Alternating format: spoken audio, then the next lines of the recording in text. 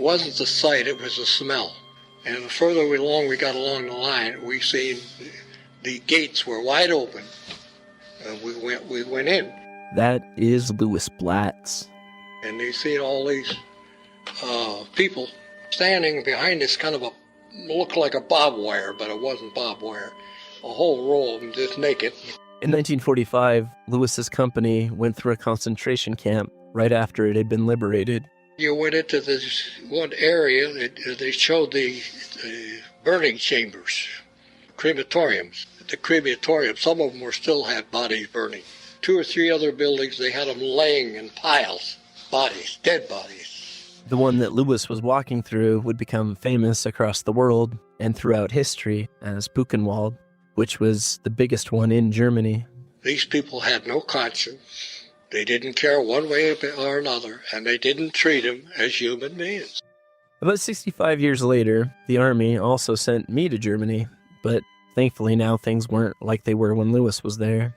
One weekend, my wife and I started the 2-hour trip from where I was stationed in Schweinfurt to Buchenwald. One thing that stuck in my brain as we were apparently getting closer and closer to the camp was how remote the route started to get.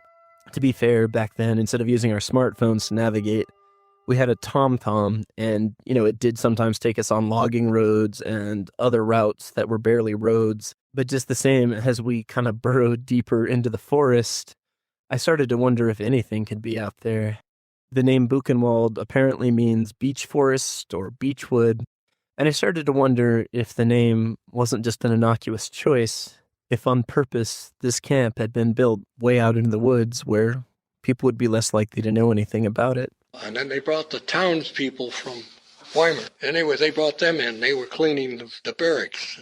An article The Guardian put out within days of the discovery of Buchenwald said, Escorted by American military police, 1,000 of the citizens of Weimar marched 6 miles through lovely country to the Buchenwald concentration camp yesterday. There, in groups of 100, they were conducted on a tour of the crematorium with the blackened frames of bodies still in the ovens and 2 piles of emaciated dead in the yard outside. It was an experience they can never forget. Most of the women and some of the men were in tears as they moved from block to block. Many were crying bitterly. Some of the women fainted and could be taken no farther. Did the people living within bicycle range of the camp really not know what happened there? Or did they just not want to? How could anybody be so inhuman as to treat people, fellow human beings, in that manner? I guess to be fair, even had they known, what could they really have done to stop it? It was a relief on our part to get away from it. But you couldn't forget. On this episode of That Doesn't Happen Every Day, the podcast in which we interview everyday people about things that don't normally happen every day, I take you to a different concentration camp. This one wasn't hidden inside of a beech forest, but operated just on the edge of a notable Italian city, only about 2.5 miles from where my apartment was, an apartment I had lived in for months, but had very little idea of what had happened so close to me.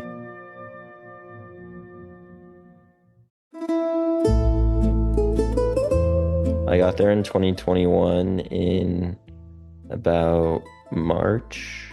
That is Jason Call, and like Louis Blatz, he too was sent far from home in his late teens or early 20s to Europe, not to Germany, but to Italy, and not by the Army, but by the Church of Jesus Christ of Latter-day Saints, aka the LDS Church, or still sometimes called the Mormon Church. If you've ever had 2 kids with white shirts, ties, and name tags knock on your door, that's what Jason did in Italy in the early 2020s. He takes us to a town called Trieste at the very northeastern tip of Italy. I thought it was gorgeous. I'd always wanted to go there. I too got sent to Trieste when I also was an LDS missionary, almost 20 years before Jason. I remember seeing it from the train, and it's like mountains like kind of go right into the ocean, and it was really green and pretty. One of the first things that I saw from the train was a sailboat out in the Gulf of Trieste, and just a few weeks after that, the town would host its annual regatta. I guess it's a big sailing race that had record attendance in 2019. The town itself has about 200,000 people, and they all live in multi-story buildings packed right against each other on the hills and canyons that lead down to the Adriatic Sea. Trieste city center is only about 4 miles as the crow flies from the border with Slovenia. And since it's been something of a border town for a long, long time, groups from Romans to Lombards to Venetians to Habsburgs have left their mark on the city's dialect, which sounds, well, I guess like Slavic more than Italian. I remember waiting at the police station in Trieste to get my permesso di soggiorno. It's kind of like an Italian green card. And right across the street was a Roman amphitheater, which was in pretty good shape still. Less than half a mile away up the hill is a castle built by the Austrians. And then there's the town's most famous castle. There's a castle like on the ocean there called, in Italian, it's called Il Castello di Miramare. This castle was built well after the age of castles and around the time of America's Civil War. Franz Joseph, King of Austria, had a little brother named Ferdinand Maximilian who commissioned this castle on the south side of Trieste. Before it was finished, he actually went to go be the Emperor of Mexico, and not long after the castle was done, so was he.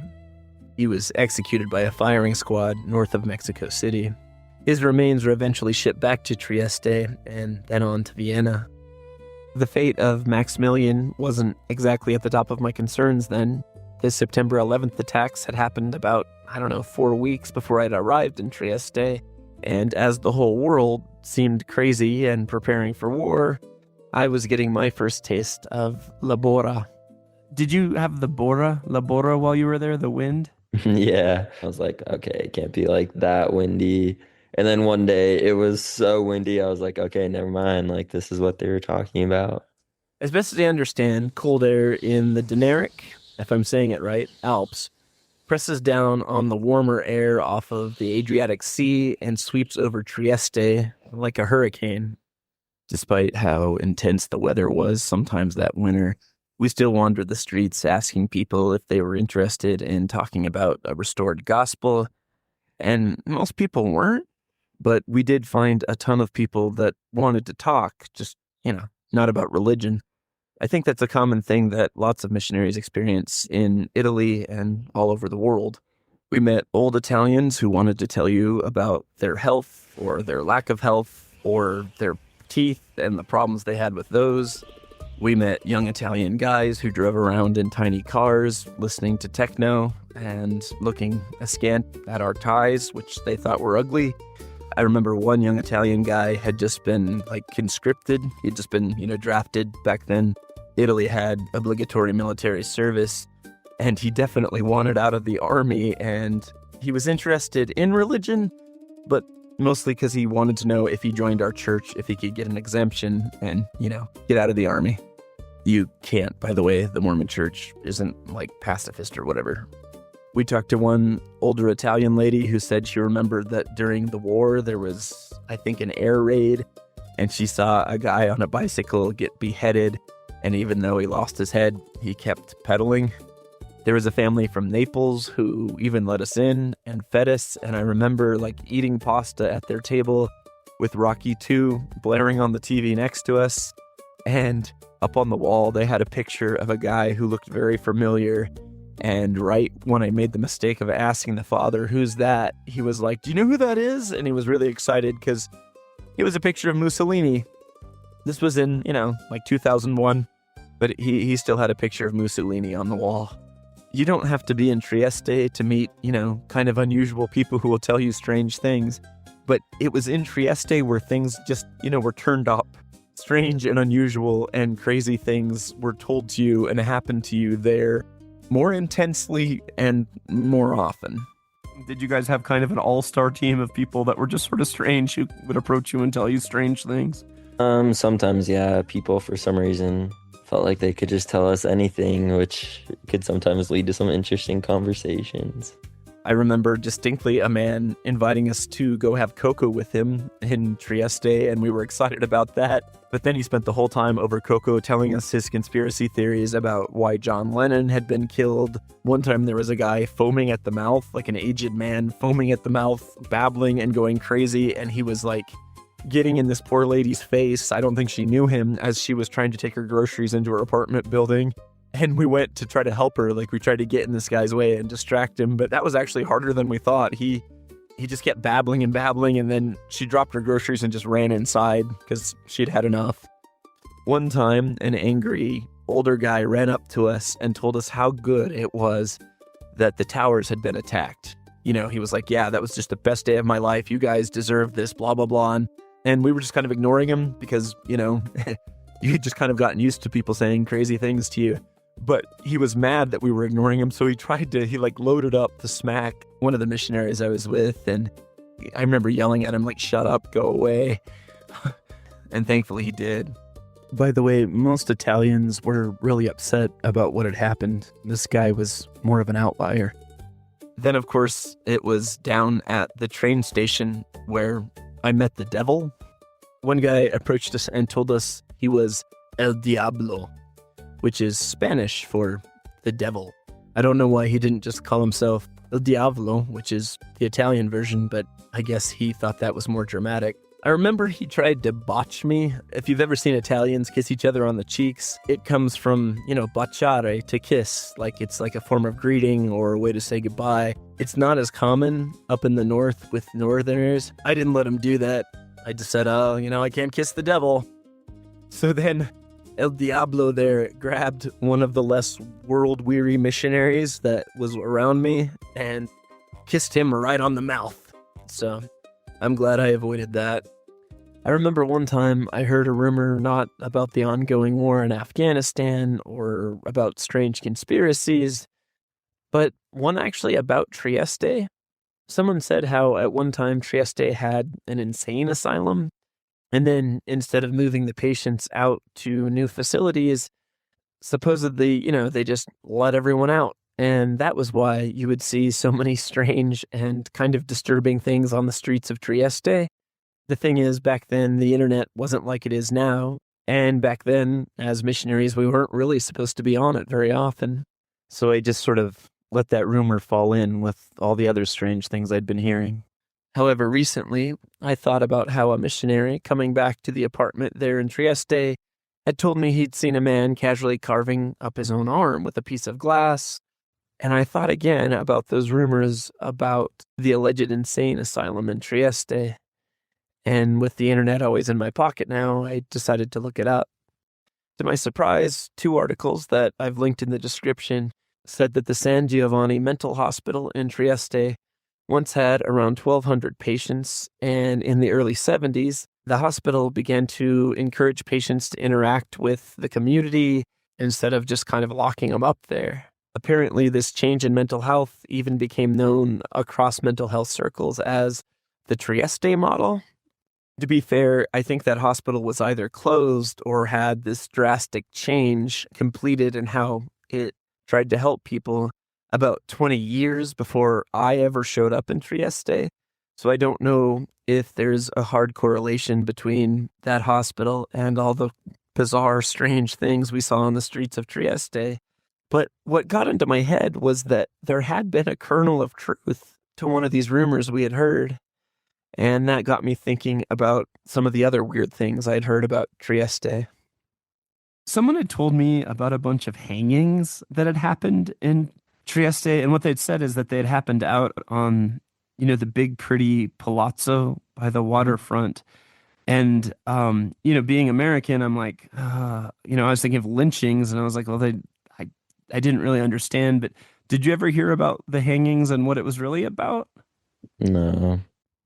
I looked up the big piazza by the waterfront, Piazza della Unità. The one thing I could find was Mussolini had given a speech there. In fact, he might have given more than one. But then I Googled hangings, and I was surprised that there was something to all this.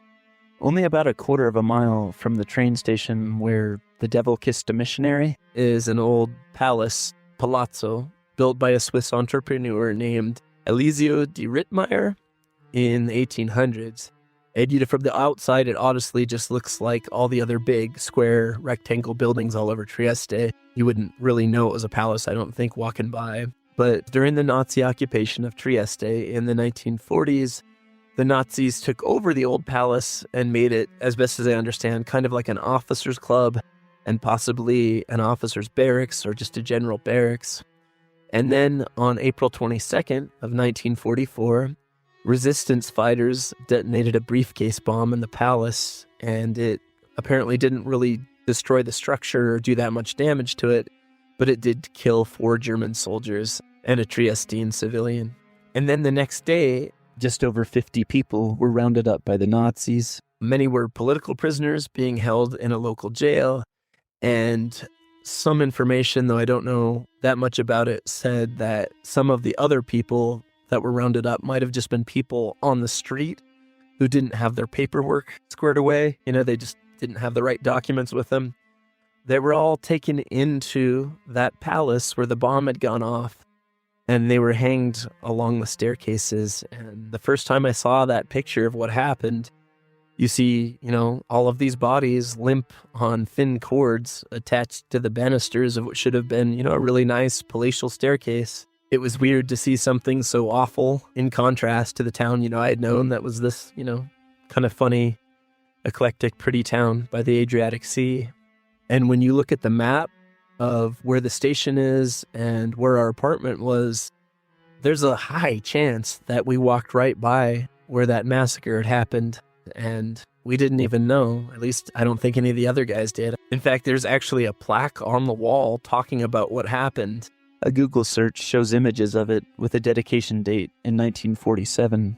We just never noticed it. Here's what it says. Alle finestre, from the windows and along the staircases of this building, on April 23, 1944, the hanging bodies of 50 martyrs revealed to the horrified city the ferocity of the enraged German tyrant, blindly unleashed upon unarmed prisoners, men of free spirit, held in his grasp.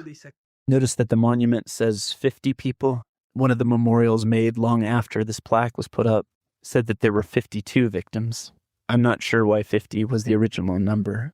Kind of between the train station and Palazzo Rittmeyer, where this stuff had happened, is Piazza della Libertà, Piazza of the Liberty. And I think I had confused that for Piazza of the Unity, the big one where Mussolini had spoken.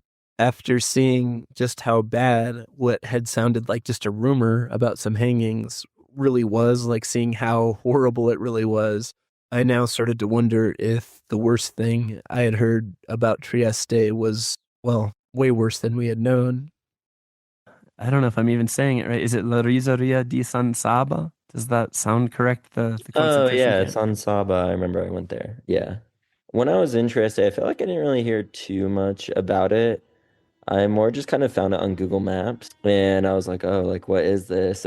La Risiera di San Saba was a ricery. I guess a place where grains of rice were husked and prepared for sale, in a district named after San Saba, who I think was Saint Sabas, the saint of monks, hermits, and monasticism. It seems like a place like that would be, innocuous and safe, but by no fault of Saint Sabas or the rice huskers, it became the only Nazi camp in Italy that had a crematorium. In fact, today, this camp actually still stands less than 1,000 feet or so from 2 modern grocery stores and a stadium where Italy won 3 World Cup qualifying matches in the late 1990s and early 2000s. I don't know if during the war what surrounded this camp was less populated. I don't think it was ever as isolated or remote as Buchenwald.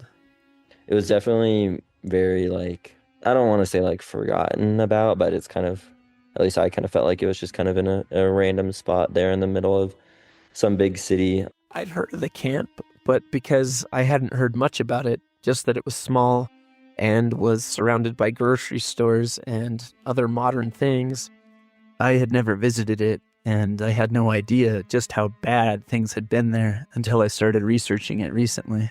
Between 2,000 people and 5,000 people were killed in the camp. The fact that they're not sure by such a big margin adds to how awful it was somehow. A lot of the people that died at San Saba were killed intentionally from the exhaust of transport vehicles, and many were bludgeoned to death. The museum at the site now shows a wire bludgeon used not to maim or control prisoners, but specifically to kill them. Apparently some prisoners were shot, but I have to wonder if methods like gassing or clubbing were used to prevent people living near the camp from hearing gunshots, to try to keep some of the horror of what was happening silent behind the high walls of the rice mill. I think for a lot of the modern world, something so big and sick as the Holocaust is something we're able to relegate to something that happened to people from another time and another place, a long ago era of black and white film, a token week spent on Anne Frank in 7th grade, or a graphic and frightening documentary your dad watched on A&E while you played with Legos in the living room. What you're hearing now is the testimony of Alessandra Andra Bucci, given many years after the war had ended. She gives the interview in French, but she was Italian, living just outside of Trieste in the 1940s. Please bear in mind that the translation you'll hear isn't exactly synced with her interview, but it is all correct. Actress Jenna Warwick reads Alessandra's testimony. I think it was at night. I heard noises. I saw my grandmother who was crying and saying, "Please, take me. The little ones must stay at home."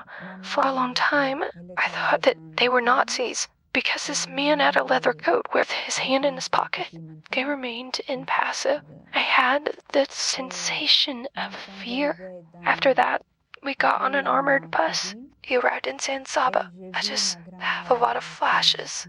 I remember a lot of people all together, just like packed in. It was very, very cramped and sweltering, dark. We don't have room to move around, screaming out of fear. It was awful because it was the worst moment of my life. I'd mentioned the 3,000 to 5,000 people killed in the camp, but about 8,000 people passed through San Saba before being sent on to other camps. Some of the Jews sent to Auschwitz were first held at San Saba, including Alessandra. Jason describes what it was like to visit the camp. It was pretty small and just kind of like tucked away in the city. There were these really big concrete walls at the beginning. Like go in and there's like big gates, and then to the left there was like a red brick building where they had rooms where people lived and slept, and going in there was kind of crazy because there were still like some wood beds and remains in there, and it was crazy to read that there would be like hundreds of people in this tiny room, and I'm like, wow, like I'd sleep in a room this big, like, and it was just really dark. Like there weren't very many windows in there, I think, and it was just like dirt floor and some wooden beds. I actually spent a long time trying to get an interview with someone who'd actually been to San Saba. I think I wanted to try to see if going there could enlighten me enough to explain how something so hugely awful could happen in that small of a space, so close to places where people cheer on their soccer teams and where they go to buy cat food and fabric softener. Bad things aren't supposed to happen where you do normal or even fun things.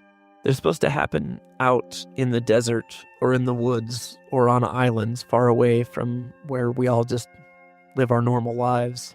Because if it's close by to where even back then people did normal things, it makes you wonder what awful things might be happening not far from me or you right now.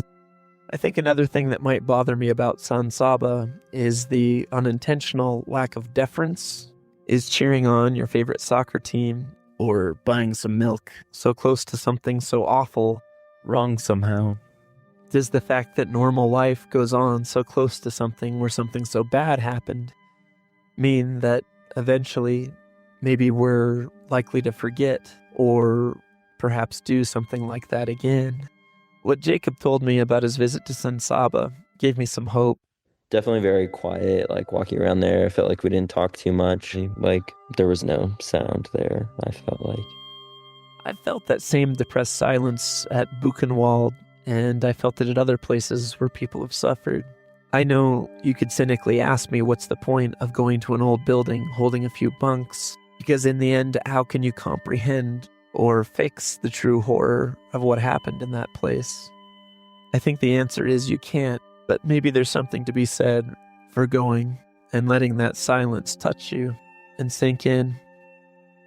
Why do you think people get so quiet at places like that, even if there's obviously not signs that say, please be respectful, please be quiet? What do you think it is about us as people where we suddenly just shut up? I think a lot of it is to do with like just respect for what happened there. Like there isn't really much you can say, I feel like, to like encapsulate that experience. Like it's a unworldly experience knowing like what the people went through, and there's nothing you can really say to make it better. And so it's, I think, just a quiet reflection that goes on there a lot of time, where we realize that some really terrible things can happen, and we should try and make sure that they don't happen again, and that we should also treat others with respect. In conclusion, I wanted to share that Alessandra Bucci, the lady who was taken from her home as a child and sent to San Saba and then later Auschwitz, is actually alive today at the time of this recording. She lives in Sacramento, and I wanted to thank her and her daughter for letting me share this story. I also want to give a shout out to the people of Trieste and the people of Italy. I shared some strange stories that had happened when I was a missionary there, but if you wander around any town in Italy or the US or anywhere in the world and talk to strangers all day, I'm sure you're going to have some weird experiences. What I haven't shared on this podcast were all of the really good experiences I had in Italy and in Trieste as well. People that just let us into their house who barely knew us and sometimes even fed us, even if they weren't really interested in religion. People that gave us rides, people that helped us, people that after the September 11th attacks went out of their way to say how upset and how sorry they were and ask if our families were okay. So I hope in sharing some of the crazy stuff, you understand that's just a small percentage of the experiences I had there. I jumped at the chance to go back to Italy when I was stationed in Germany, and I was thankful I got to go, and I can't wait to go back again now that my kids are older and will hopefully remember it better.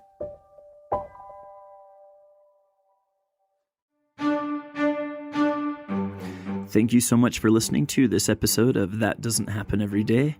Again, I want to thank Alessandra Bucci for letting me share part of her story here on this podcast, and I want to thank her daughter Sonia for putting us in touch.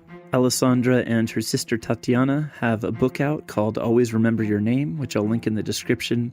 There's also a documentary about their experiences, which I'll also link in the description. Thanks to the Fortunov Video Archive for Holocaust Testimonies, Yale University Library for that recording of Alessandra, and thanks to actress Jenna Warwick for reading Alessandra's story. I want to thank Jason Call for sharing his experiences from Trieste, and I want to give a shout out to Jacob Dobson for putting us in touch. Louis Blatz has passed away, but the recording of his experiences was done by Michael Hirsch, who has a book out called The Liberators, America's Witness to the Holocaust, which I'm also going to link in the description.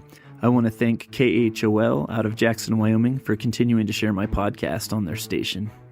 If you enjoy the podcast, please share it with a friend, and if you like, feel free to donate to the podcast's PayPal.